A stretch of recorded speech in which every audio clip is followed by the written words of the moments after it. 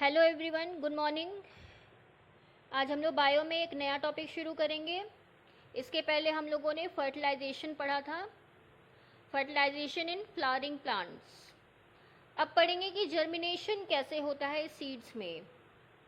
ठीक है, आशा है आप लोगों ने वीडियो देखा होगा, नोट्स बनाया होगा। तो जब भी स्कूल खुलेगा तो आप लोग जो भी क्वेरीज होंगे, डाउट्स होंगे, वो आप पूछ सकते हैं। लेकिन आप इसका नोट्स बनाते चलिए, क्योंकि ये सभी नोट्स जो होंगे आपके बोर्ड्स के लिए बहुत ही इम्पॉर्टेंट हैं। क्योंकि बोर्ड्स के समय ये होता है कि आप पूरी बुक लेके बैठ के पढ़ नहीं सकते, रिवीजन नहीं कर सकते हैं। तो उस समय क्या होगा, यही नोट्स आपके लिए बहुत ही काम आएंगे। क्योंकि मैंने जो नोट्स बनाया है बहुत ही सिंपल है, कम वर्ड्स में है और डायग्राम के साथ में है, तो ये आपके लिए बहुत इंपॉर्टेंट हो जाता है। तो चलिए आज पढ़ते हैं हम लोग जर्मिनेशन ऑफ सीड्स। सीड्स यानी कि जो बीज होते हैं वो जर्मिनेट कैसे करते हैं, जर्मिनेट यानी कि उगते कैसे हैं, उनमें से नया प्लांट्स कैसे उगता है। ठीक है, तो सबसे पहले देखिए यहाँ पे मैंने एक सीड बनाया है। सीड के जो दोनों पार्ट होते हैं उसे हम कॉटिलिडन्स कहते हैं। ठीक है, सीड के दोनों पार्ट को क्या कहा जाता है, कॉटिलिडन्स कहा जाता है। तो जब हम इसे मिट्टी में, सॉइल में इसे सो करते हैं यानी कि बोते हैं, तो कुछ दिन बाद क्या देखते हैं, इसमें से वाइट कलर का एक स्ट्रक्चर निकलता है। तो उस वाइट कलर के स्ट्रक्चर में क्या होता है, जो ऊपर वाला पार्ट होता है उसे हम प्लूम्यूल कहते हैं, और जो नीचे का पोर्शन होता है इसे हम रेडिकल कहते हैं। ठीक है, तो प्लूम्यूल और रेडिकल दो चीजें होती हैं।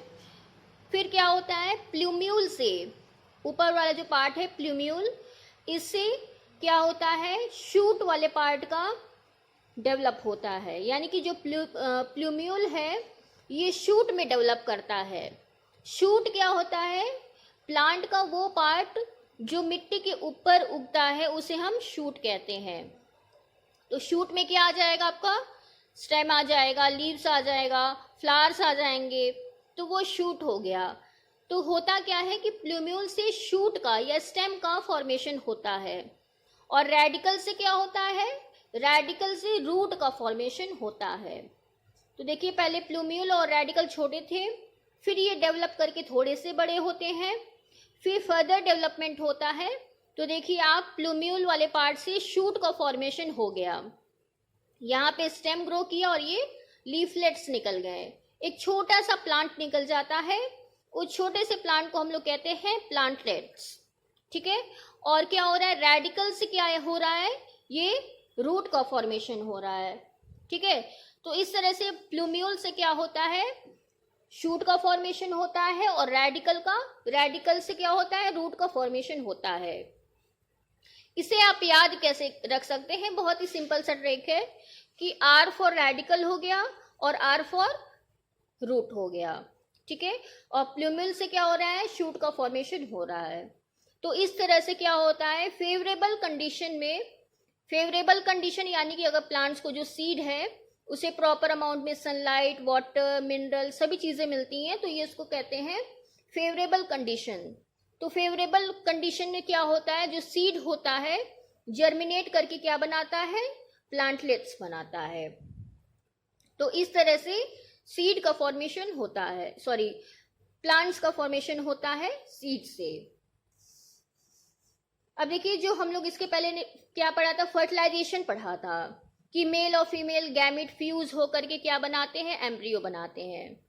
तो जो फीमेल में जो ओव्यूल होता है, उस ओव्यूल से क्या होता है, सीड का फॉर्मेशन होता है, और जो ओवरी होता है उस ओवरी से क्या होता है, फ्रूट का फॉर्मेशन होता है।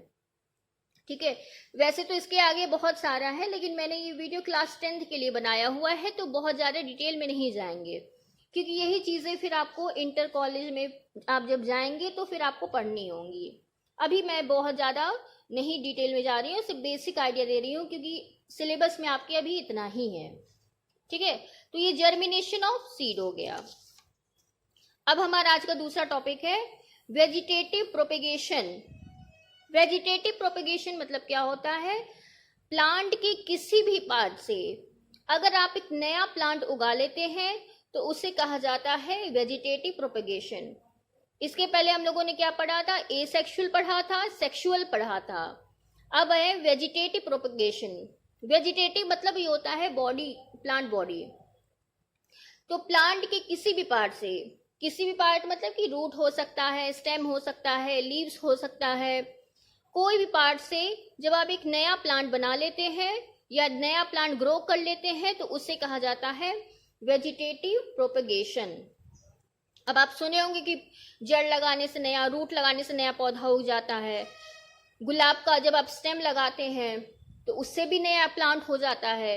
लेकिन आप लोगों को शायद ये नहीं सुना होगा कि कुछ प्लांट ऐसे भी होते हैं कि जिनकी पत्तियों से नया प्लांट उगाया जा सकता है। ठीक, तो लीव से, प्लांट के लीव से भी नई प्लांट्स को उगाया जा सकता है। जैसे मैं यहाँ पे बना रही हूँ, लीफ बना रही हूँ, ठीक है। इस प्लांट का नाम है ब्रायोफाइलम। ब्रायोफाइलम, इसे हिंदी में अजूबा भी कहा जाता है, ठीक है। ब्रायोफाइलम के लीफ में पत्तियों से क्या होती है, किनारे किनारे से छोटे छोटे इस तरह के स्ट्रक्चर निकलने लगते हैं, बर्ड्स की तरह। ब्रायोफाइलम जो अजूबा होता है उसके पत्तियों के कोने कोने से इस तरह से स्ट्रक्चर निकलने लगते हैं और यहीं से रूट का भी फॉर्मेशन होने लगता है। जैसे ये रूट्स निकल रहे हैं, ठीक है। तो पत्तियों में से ही कोने से क्या होता है, रूट्स भी निकलने लगते हैं और शूट भी निकलने लगता है। तो आप देख रहे हैं कि पत्तियों से ही एक नया प्लांट यहाँ पे उग जा रहा है। तो ये प्रोसेस होता है ब्रायोफाइलम में।